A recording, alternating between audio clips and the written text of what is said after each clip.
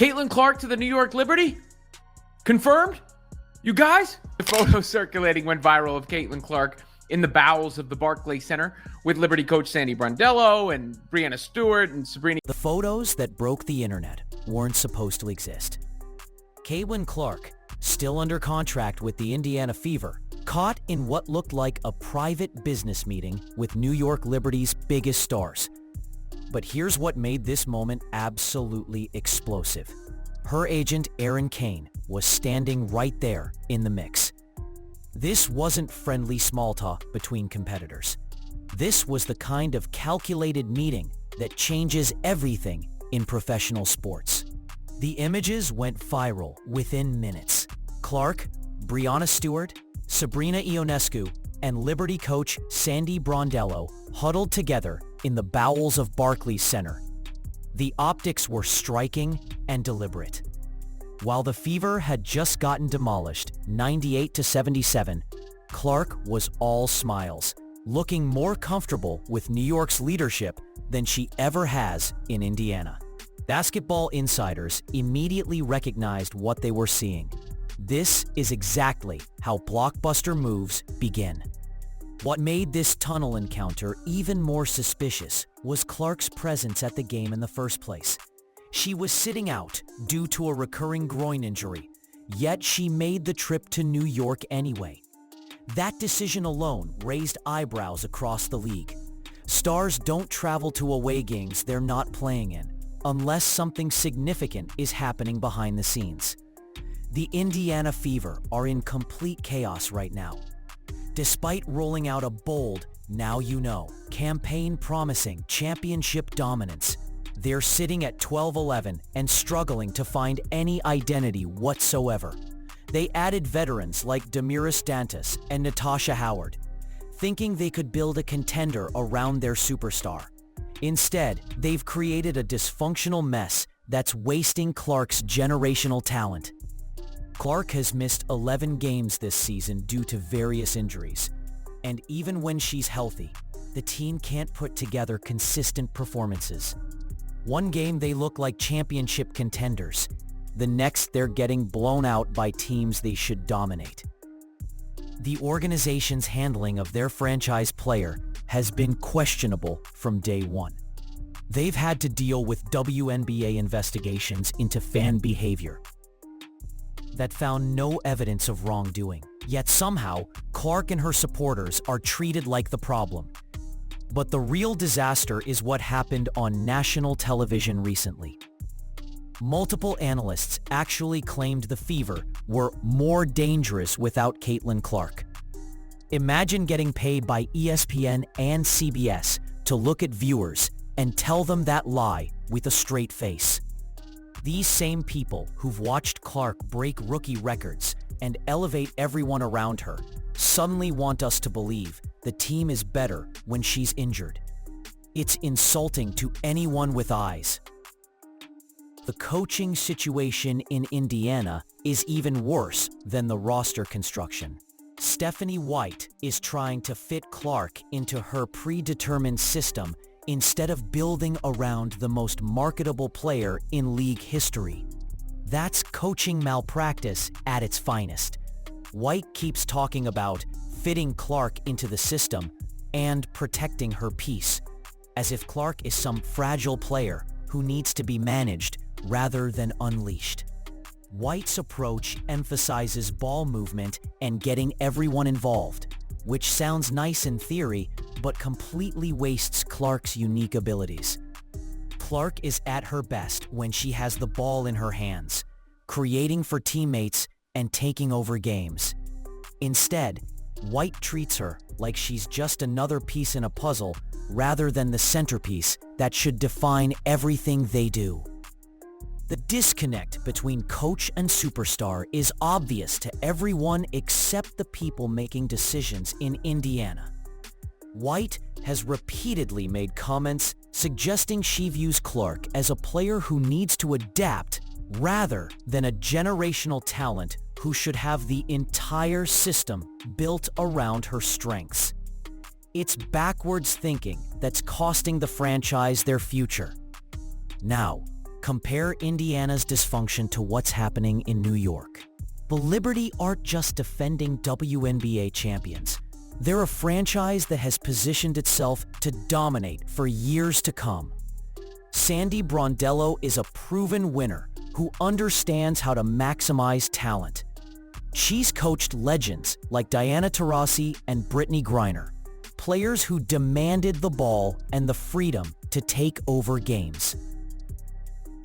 Brondello's philosophy is player first, focusing on putting stars in positions to succeed rather than forcing them into predetermined roles.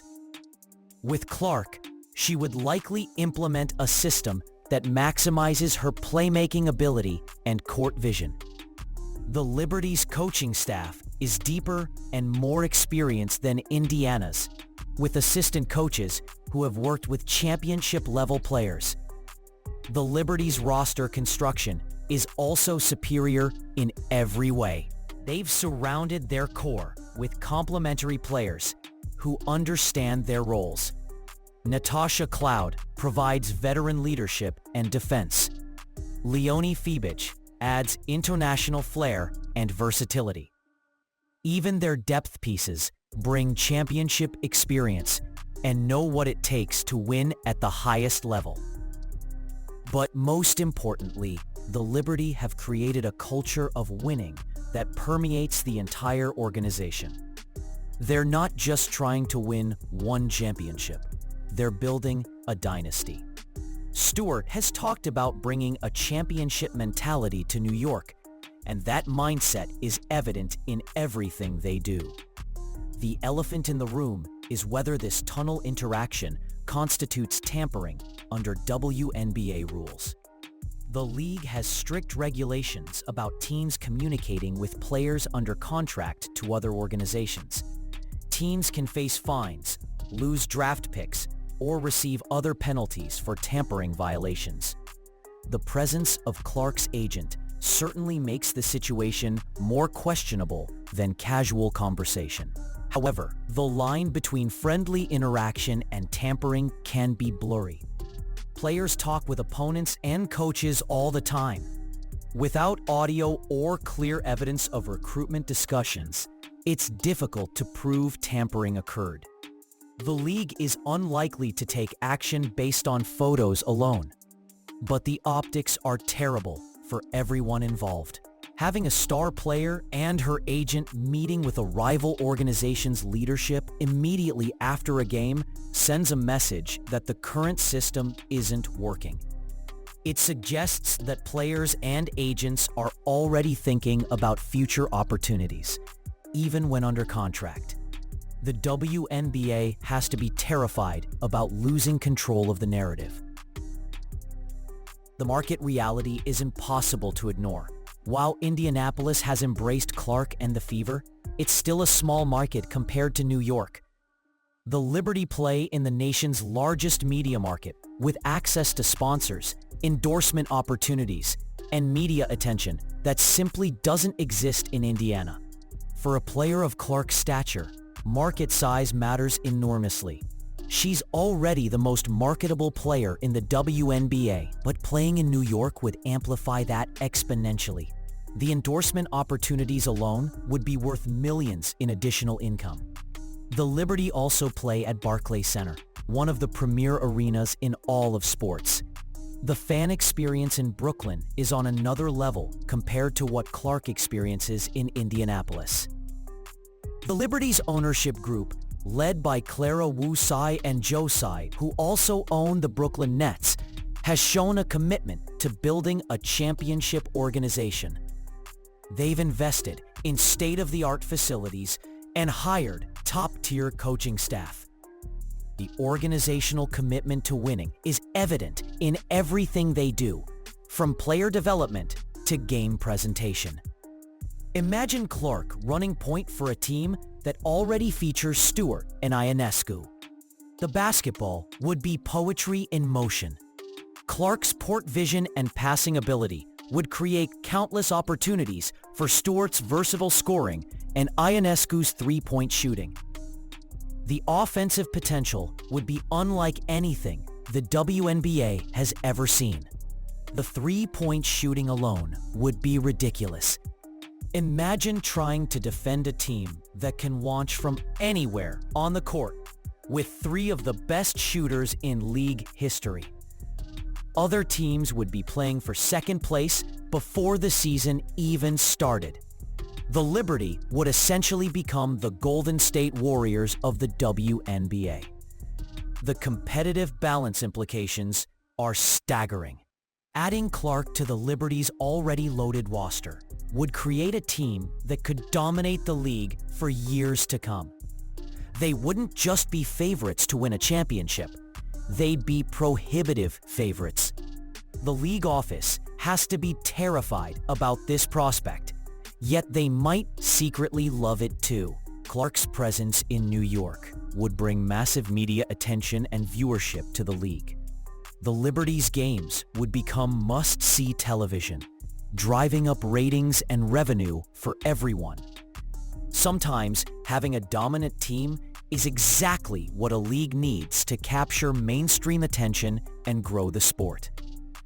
The response from fans has been immediate and intense. Clark supporters are excited about the possibility of her joining a championship-caliber organization. They've watched her struggle with injuries and inconsistent team play in Indiana, and they want to see her in a situation where she can actually thrive and compete for titles. Liberty fans are understandably thrilled about the possibility. Adding Clark to their already championship-level roster would create a team that could dominate for years to come. The excitement around the franchise would reach new heights, and season ticket sales would probably sell out within hours of any announcement. Fever fans, meanwhile, are in complete panic mode. They've built their entire identity around Clark, and losing her would be absolutely devastating. The franchise would likely return to obscurity without their superstar, and the city of Indianapolis would lose the most exciting thing to happen to their sports scene in years.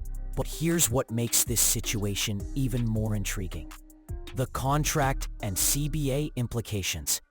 There's speculation that restricted free agency might be eliminated in future negotiations, which would give Clark more freedom to choose her destination. The Fever might face a choice between using their core designation on Clark or Aliyah Boston, creating a scenario where they could lose both players. The tunnel meeting represents everything wrong with the current system. When a superstar player and her agent are more comfortable talking with a rival organization than their own team, that's a damning indictment of the franchise's direction. The photos that went viral weren't just a moment in time. They were a glimpse into the future of women's basketball. Whether this was tampering, friendly conversation, or something in between, one thing is crystal clear: Caitlin Clark's future in Indiana is far from guaranteed. The decision she makes could reshape the entire landscape of women's basketball for years to come. And based on those smiles in the tunnel, the writing might already be on the wall.